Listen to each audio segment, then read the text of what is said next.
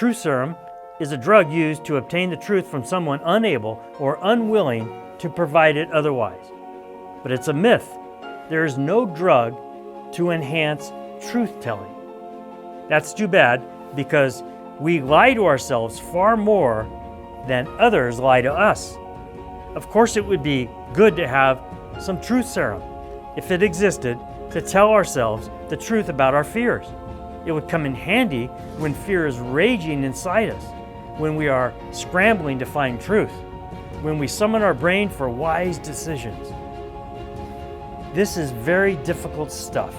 God has given us the capability to make split-second responses to fear and to know what we should do in response to our fear. But none of that is automatic, and it's not something we can do on our own. Only God can set our fear's context.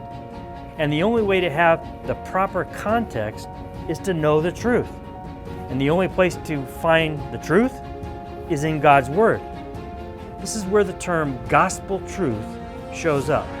It's an idiom from the 13th century that describes biblical truths.